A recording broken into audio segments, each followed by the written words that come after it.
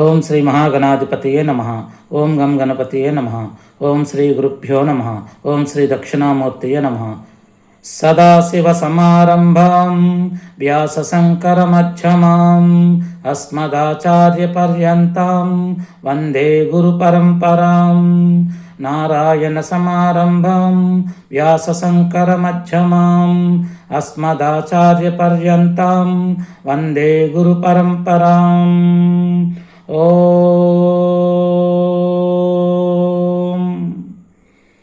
ఓం శ్రీం హ్రీం క్లీం గ్లౌం గం గణపతియే వరవరద సర్వజనమే వసమానయ స్వాహా. ఓం గురవే సర్వలోకానాం భిషజే భవరోగిణాం నిధయే సర్వవిద్యానాం దక్షిణామూర్తయే నమః. ఓం శ్రీ దక్షిణామూర్తయే నమః. దక్షిణామూర్తి వాస్తు కన్సల్టెంట్ ఛానల్కు స్వాగతం. నేను మీ శ్రీనివాస్. ఇటీవల అనేక మంది చేస్తున్నటువంటి వీడియోలు చూస్తుంటే వాస్తు గురించి, వాస్తు దోషాలుంటే చనిపోతారు, వాస్తు దోషాలుంటే సకల విధంగా నష్టపోతారు, అదేవిధంగా ఆగ్నేయంలో దోషాలుంటే స్త్రీలు వేరొక దృష్టికోణంతో చూస్తారు. ఇలా రకరకాలైనటువంటి వీడియోలు చేస్తూ ఉన్నారు. నిజంగా వాస్తు అంటే మనిషి మీద ఒక 30% వరకు పనిచేస్తుండొచ్చు. ఎందుకంటే ఇంటి వాస్తు బాగోలేదు అని అనుకొని మనం కొన్ని వందల మంది చేస్తున్నటువంటి వీడియోలు చూస్తూ ఉన్నప్పుడు వాళ్ళు చెప్పేటువంటి ఆ వీడియోలలో మాటలు మన మనసుని బాధిస్తూ ఉంటాయి. అరే నిజమే కదా కాబోలు, మా ఇంట్లో నిజంగా ఈ దోషం ఉంది, దీనివల్ల నాకు ఇలా జరిగింది అని కొంతమంది పండితులు ఒకే 1 నిమిషం లేదా 2 నిమిషాల వీడియోలు చెప్తూ ఉంటారు. ఆ 1 నిమిషం వీడియోలో లేదా 2 నిమిషాల వీడియోలో మీకు ఏమర్థమవుతుంది? అది ఎవరి గురించో చెప్పినటువంటి వాస్తు, మీకు సంబంధించింది కాదు. కానీ మీ ఇంట్లో కూడా అదే దోషం ఉందేమని మీలో మీరు మదన పడుతూ, ఆందోళన పడుతూ మనోవేదనకు గురవుతూ ఉంటారు. అందుకని ఎక్కువగా మీరు వాస్తుకు సంబంధించినవి చూడాలనుకుంటే సరైన వ్యక్తులు చెప్పేటువంటి వాస్తు వీడియోలు చూడండి. ఎందుకంటే ఇంట్లో ఒక్క వాస్తు దోషాల వల్లే సమస్యలు వస్తాయంటే నేను కాదంటాను. కేవలం వాస్తు అనేది 30% మనిషి మీద పనిచేస్తుంది. మీకు ఒక విషయం అడుగుతా, ఎంతమంది వాస్తు దోష నివారణ అంటే కూలగొట్టి గోడలు పడగొట్టించి మళ్ళీ కట్టుకొని ఉండేటువంటి 100 మంది ఇంటికి వెళ్తే వాళ్ళు చేసే వీడియోలు 1-2 ఇంటర్వ్యూలు మాత్రమే చేపిస్తారు. ఎందుకంటే నిజంగా 95% మందికి వాస్తు దోష నివారణ జరిగి వాళ్ళు బాగుపడినటువంటి లక్షణాలు లేవు. కాబట్టి నేనున్నాను అనుకోండి, ఒక 100 ఇళ్ళకి వెళ్ళాను అనుకోండి, 100 ఇళ్ళల్లో కూడా నేను చేసినటువంటి వాస్తు దోష నివారణ అక్కడ పడగొట్టించడము, కూలగొట్టించడం, మళ్ళీ ఏదో రెక్టిఫికేషన్ అనేది చేయటం జరుగుతుంది కదా. మరి దీనివల్ల ఏమన్నా ఉపయోగం ఉందా అంటే సరైన సమాధానం రాదు. 100 మందిలో 1-2 వస్తే వస్తుండొచ్చు, కాదనిలేని సత్యం అది. మిగతా 95 మంది సమస్య, మరి వాళ్ళ సమస్య పరిష్కారం ఏంటి? కేవలం గోడలు పడగొట్టి మళ్ళీ కూలగొట్టి ఇవి చేసినంత మాత్రాన మీ యొక్క సమస్యల పరిష్కారం అవుతాయంటే కాదు. చెయ్యొచ్చు. డబ్బులు ఉన్నవాళ్ళు వాస్తు దోష నివారణ కోసం వాస్తు ప్రకారం మరలా చేసుకోవడానికి ఇబ్బంది ఏం లేదు. ఎందుకంటే వాళ్ళ దగ్గర డబ్బులు ఉంటాయి కాబట్టి. మరి డబ్బులు లేని వాళ్ళ పరిస్థితి ఏంటి? మధ్యతరగతి వాళ్ళ పరిస్థితి ఏంటి? అనేక మంది బిల్డర్లు కడుతున్నటువంటి బిల్డింగ్లు వాళ్ళు కొనుక్కుంటూ ఉంటారు. బిల్డర్కు వాస్తుతో పని లేదు. బిల్డర్లకు ఒక నక్షత్రం పూజ అంటూ వాళ్ళు చేయరు. ఆయన ఏదో నామకే వాస్తన్నట్టు తను ఒక పూజ చేసుకొని బిల్డింగ్లు కడతాడు, అమ్ముతాడు. ఆ కట్టే బిల్డింగ్లు ఏమైనా వాస్తుకుంటాయంటే అవి కూడా వాళ్ళకు నచ్చినట్టు వాళ్ళు కట్టుకుంటారు. వాళ్ళకు ఉన్నటువంటి స్థల స్వభావ రీత్యా వాళ్ళు వచ్చే కస్టమర్ కొనుక్కునే వాళ్ళకి పెద్దగా గదులు లేదా విశాలమైన హాలు ఇవన్నీ చూపించాలి కాబట్టి వాళ్ళు నిర్మాణం చేస్తారు. అలా బిల్డర్లు కట్టే ఇంట్లోకి వెళ్ళే వాళ్ళు పేరు నక్షత్రానికి బలం పనిచేయదు. అలా కొంతమంది ఇబ్బంది పడుతూ ఉంటారు. నిజానికి ఇల్లు కట్టకముందు వాస్తు ప్రకారం నిర్మాణం అంటే మన ఇంటి 4 వైపులా మనం తిరగగలిగే అంత ప్రహరీ ఉండాలి. అలాగే ఒకవేళ మనకి టాయిలెట్స్ వచ్చుంటే కనుక టాయిలెట్కి మదర్ వాళ్ళకి అలాగే టాయిలెట్కి కాంపౌండ్ వాళ్ళకి అంటుకొని ఉండకూడదు. అది ఆగ్నేయం కావచ్చు, వాయువ్యం కావచ్చు. మన ఇంట్లో వాస్తు దోషాలు తొలగాలి అంటే ప్రతిరోజు సాయంత్రం సూర్యాస్తమయం అయిన తర్వాత ఇంట్లో ఒక దీపారాధన చేసుకోవాలి. పూర్వకాలంలో మన ఇంట్లో సాయంత్రం వేళ కూడా దీపారాధన చేసేవారు.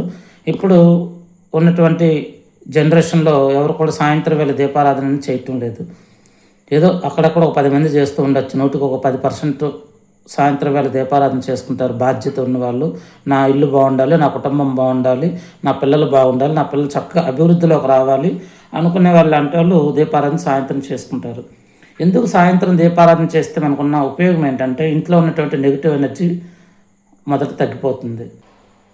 మీ ఇంట్లో ఎప్పుడైతే సమస్యలు వస్తున్నాయో ముందు మీకు తెలిసిన మంచి జాతక పరిశీలన దగ్గర మీ యొక్క జాతకాన్ని పరిశీలింపజేసుకొని ప్రస్తుతం మీ జాతకంలో ఏ గ్రహస్థితి ఉంది, ఏ మహాదశ నడుస్తుంది, ఆ మహాదశలో వచ్చేటువంటి అంతర్దశలో ఎవరున్నారు, ఇలాంటి మనం రెక్టిఫికేషన్ అనేది చేసుకోవాలి.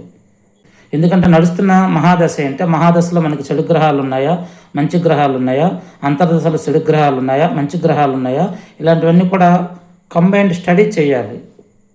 ఎంతసేపు వాస్తు బాగాలేదు, ఇక్కడ ఈ దోషం ఉంటే చనిపోతారు, అక్కడ ఆ దోషం ఉంటే లేచిపోతారు, ఇక్కడ ఈ దోషం ఉంటే యాక్సిడెంట్లు గురవుతారు, ఇక్కడ ఈ దోషం ఉంటే ఫలానా గొడవలు వస్తాయి, ఇలా చెప్పి భయపెట్టకూడదని నేను చెప్తాను. ఉండొచ్చు వాస్తు దోషాలు, మనం ఇంటి నిర్మాణం చేయకముందు ఆలోచన చేసుకోవాలి. వాస్తవంగా వాస్తుశాస్త్రంలో రాసి ఉంది, బ్రహ్మస్థానంలో గోడలు పిల్లర్లు ఎత్తే వచ్చే సమస్యలు ఏంటి, ఈశాన్యం లోపిస్తే వచ్చే సమస్య ఏంటి, వాయువ్యం లోపిస్తే వచ్చే సమస్య ఏంటి, నైరుతి లోపిస్తే వచ్చే సమస్య ఏంటి, ఆగ్నేయం లోపిస్తే వచ్చే సమస్య ఏంటి, అలాగే దిక్కులు తూర్పు, పడమర, ఉత్తర, దక్షిణ దిక్కుల్లో సెంటర్లో చేసి టాయిలెట్స్ పెడుతూ ఉంటారు కరెక్ట్గా, అది కూడా కరెక్ట్ కాదు. అదేవిధంగా డిగ్రీస్ టిల్ట్ తిరిగి ఉన్నటువంటి ఇల్లులు చాలా ఉంటాయి, అక్కడ డిగ్రీస్ ప్రకారం ఇంటి నిర్మాణం ఉండదు. అలానే డిగ్రీస్ ప్రకారమే తిప్పి కట్టాలంటే అక్కడ అయ్యే పని కాదు, దానికి కొన్ని సొల్యూషన్స్ అనేవి ఉంటాయి. ఒకవేళ డిగ్రీస్ టిల్ట్ అయిన స్థలాలు ఉంటే కనుక ఏ విధంగా నిర్మాణం చేయాలనేది ఆ స్థలాన్ని అంటే ఇంటిని తిప్పి కట్టకుండా ఉన్న స్థలంలో చక్కగా కొన్ని నియమాలను అనుసరించి కొన్ని సూత్రాలు పాటించి ఇంటి నిర్మాణం చేసుకోవచ్చు. దానికి అనుభవజ్ఞులైనటువంటి వాస్తు సిద్ధాంతులు ఉండాలి. అదేవిధంగా మీ జాతకంలో ఉన్నటువంటి గ్రహస్థితి ఎలా ఉంది, మీ జాతకంలో ప్రస్తుత మహర్దశ ఏం నడుస్తుంది, ఆ మహర్దశలో అంతర్దశలో ఎవరున్నారు, ఇవన్నీ కూడా వాస్తు దోషాలు సంబంధించింది, అలాగే మన జాతక గ్రహస్థితిని కూడా అనుసరించి ఉంటాయి. కాబట్టి ఇవి రెండేనా అంటే కాదు. మీరు ఒకసారి ఆలోచించండి, గుండెల మీద చేసుకొని వాస్తు దోషాలు నిర్మూలించి మళ్ళీ పడగొట్టి మళ్ళీ బాగు చేసుకున్న తర్వాత మీలో ఎంతమంది బాగుపడ్డారో నాకు కామెంట్ పెట్టండి. నేను అనేది ఏంటంటే వాస్తు దోషాలు 30% అంటే జాతకంలో గ్రహ దోషాలు 40% అంటే మరి మిగతా 30% ఏంటి? మనం చేసినటువంటి పాప పుణ్య కర్మ ఫలాలు. నేను కుర్రోడు ఉన్నప్పుడు ఒకలా ఉంటాను, మధ్య వయసుకు వచ్చినప్పుడు ఒకలా ఉంటాను, నాకు ఇప్పుడు వయసు అయిపోతూ ఉంది, ఈ వయసు అయిపోయేటప్పుడు ఒక స్థితిలో ఉంటాను. నేను నా ఆత్మకు తెలుసు, ఒకవేళ మనం చేసిన పాపాలేమీ లేవు, మనకి మంచి గ్రహస్థితే ఉంది, మనం ఒక మంచి కార్యక్రమం చేస్తాం, ఇది ఒక పుణ్యంగా డిపాజిట్ చేయబడుతుంది. అది రానున్న మన తరాల వాళ్లకు ఆ యొక్క పుణ్యము ట్రాన్స్ఫర్ అవుతుంది. ఇప్పుడు ప్రస్తుతం మనం ఈ జన్మలో ఏం చేశాము, పాపము పుణ్యము కర్మ అనుభవించి తీరాల్సిందే. పుణ్యం అయితే మనకి గత జన్మలో ఉన్నటువంటి కర్మ ఫలాలు ఈ జన్మలో మనం చేసుకున్న పుణ్యం వల్ల ఆ యొక్క కర్మఫలాలు తగ్గి ఒక భారీ యాక్సిడెంట్ అవ్వాల్సిన దగ్గర ఒక చిన్న యాక్సిడెంట్తో సరిపెట్టడము. శిక్ష అయితే ఉంటుంది, ఖచ్చితంగా శిక్ష అనేది శిక్షించబడుతుంది. కానీ ఆ శిక్ష అనేది పెద్ద యాక్సిడెంట్లో కాకుండా ఒక చిన్న యాక్సిడెంట్గా అవుతుంది. ఎందుకు అవుతుందంటే మనం ఈ జన్మలో చేసినటువంటి మంచి పనులు పుణ్య కార్యక్రమాల వల్ల. ఇలాగా ఈ పాప పుణ్యాలు బేరీజు వేసుకొని మనిషికి ఈ యొక్క విధిరాత ఈ యొక్క విశ్వంలో అనుసరించి శిక్షింపబడతాడు. మనిషి బ్రతికున్నప్పుడే, ఇది కూడా గుర్తుపెట్టుకోండి, మనిషి అన్నవాడు బ్రతికున్నప్పుడే కర్మను అనుభవిస్తున్నాడు. ఇప్పుడు అది ఈ కలియుగంలో, అది ఇప్పుడు నడుస్తున్నటువంటి పరిస్థితులలో చాలామందిని మీరు మీ చుట్టుపక్కల ఉన్నటువంటి మీకు తెలిసినటువంటి వ్యక్తుల నుంచి, లేదా మీ బంధువులు, మీ స్నేహితులు, వాళ్ళందరినీ గమనించండి, మీకే తెలుస్తుంది. చనిపోయిన తర్వాత ఏదో మనకు తెలియని లోకానికి వెళ్ళి అక్కడ కర్మ అనుభవిస్తాము, పాపం అనుభవిస్తాము, దానికి శిక్ష అనుభవిస్తాము ఉంటుంది కదా. బట్ ఇప్పుడు అలా లేదండి. ఈ జన్మలో మీరు చేసిన పాప పుణ్యాలు ఈ జన్మలోనే ఆ కర్మ అనేది అనుభవించి తీరాల్సిందే. దీనికి గల కారణం ఏంటంటే, ఇది కొంచెం హాస్యాస్పదంగా ఉంటుంది. ఇప్పుడు యమలోకంలో మనలాగా పాపాలు చేసిన వాళ్ళు ఎక్కువైపోయి యమలోకంకి వెళ్తూ ఉంటే పాపం అక్కడ స్టాఫ్ పనిచేయలేకపోతున్నారు. యమధర్మరాజుకు మొరపెట్టుకున్నారు, స్వామి ఒకప్పుడు ఏదో ఉన్న దాంట్లో మాకు తోచినంతలో మేము పనిచేస్తూ ఉన్నాము, ఇప్పుడు రాను రాను పాపులు పెరిగిపోతున్నారు, మా స్టాఫ్ను పెంచండి అంటే, స్టాఫ్ తక్కువ ఉండడం వల్ల మనం పాపాలు ఎక్కువ పెరిగిపోయి మనం పరలోకానికి యమలోకానికి వెళ్తూ ఉంటే మనం అనుకుంటా స్వర్గానికి వెళ్తామని. ఛాన్స్ లేదు. నేను కూడా చెప్తున్నా, నేను కూడా స్వర్గానికి వెళ్ళను, నరకానికే వెళ్తాను. అందుకోసం ఆ యొక్క యమలోకంలో పోస్టులు తక్కువ, వచ్చేటువంటి మనలాంటి పాపులు ఎక్కువ. అందుకోసం యమధర్మరాజు ఏం చేశాడు చిత్రగుప్తుడి కంటే, ఇప్పుడు మన దగ్గర ఉన్నటువంటి స్టాఫ్కి పని ఒత్తిడి పెరుగుతుంది, వాళ్ళు చేసిన కర్మ వాళ్ళు చనిపోయిన తర్వాత అనుభవిస్తే వాడికి ఎలా తెలుస్తుంది? మళ్ళీ మన లోకానికి వస్తాడు, మనం శిక్షిస్తాము, మళ్ళీ వాడి ఆత్మ మళ్ళీ భగవంతుడు ఇంకో రాత రాసేసి వాడు ఇంకో ఒక రూపంలో ఏదో రకరకాల జీవరాశులు ఉన్నటువంటి రూపంలో మళ్ళీ భూమి మీద పుట్టించడమే చేస్తాడు. కానీ మనిషి అన్నవాడికి ఈ జన్మలో చేసిన పాపము ఈ జన్మలోనే శిక్ష అనుభవించాలి. కాబట్టి వాడు బ్రతుకున్నప్పుడే ఆ యొక్క నరకాన్ని మనం చూపిద్దాము, మన స్టాఫ్కి ఒత్తిడి తగ్గిద్దాము అని ఒక లక్ష్యం ఏర్పరచుకొని అప్పటి నుంచి ఈ భూమి మీద ఈ జన్మలో మనం చేసిన పాప పుణ్యాలకు ఫలితము ఇప్పుడే కర్మ అనుభవించి తీరాల్సిందే. బాగా గుర్తుపెట్టుకోండి. మీరందరూ అనుకుంటున్నట్టు ఇంట్లో వాస్తు దోషాలు మన మీద పనిచేస్తున్నాయి, ఎఫెక్ట్ చూపిస్తున్నాయి అనేది కాదు. కేవలం 1 నిమిషమో లేదా 2 నిమిషాల వీడియోలో మీకు చూపించేసి ఇంత చూపిస్తారు. మీ ఇంట్లో సమస్యలు ఉంటే, సమస్యల పరిష్కారం కాకపోతే వాస్తు దోషాలతో పాటు గ్రహస్థితి ఏముందో తెలుసుకోండి. ఆ గ్రహస్థితి వాస్తు దోషాలు 2 బేరీజ్ వేసుకోండి. తర్వాత మీరు చేసిన పుణ్యకార్యాలు పాపకార్యాలు గుర్తు తెచ్చుకోండి. దానికి నివారణ చేసుకోవడానికి అవకాశం ఉంటుంది. భగవంతుడి ముందు మోకరిల్లి, స్వామి నువ్వే నాకు దిక్కు అంటే. ఇవన్నీ లెక్క చేసుకోకుండా ఇంటి నిర్మాణం చేయకముందు వాస్తు సరైన తెలిసిన వ్యక్తిని సంప్రదించండి, తప్పలేదు. ఒక మంచి ప్లాన్ తీసుకోండి. చక్కని గాలి వెళ్తరే కాదు వాస్తు అంటే, ఆ యొక్క బ్రహ్మస్థానం, ఆ యొక్క దిక్కులను అనుసరించి, ఆ యొక్క గర్భం అనుసరించి రకరకాల పద్ధతులు ఉంటాయి. స్థాపత్య వేదమని, విశ్వకర్మ వాస్తుశాస్త్రమని రకరకాల పద్ధతుల్లో నేర్చుకున్నటువంటి వాస్తు పండితులు వాళ్ళకి నేర్చుకున్నటువంటి విధానాన్ని బట్టి ఆ యొక్క గణితం చేస్తారు.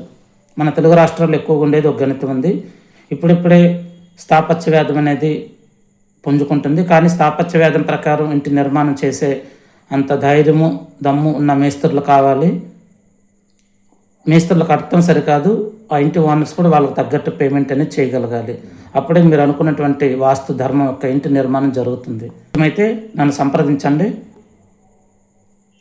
నేను మీ ఊరు రాలేకపోవచ్చు, మీరు నా దగ్గరకు రాలేకపోవచ్చు.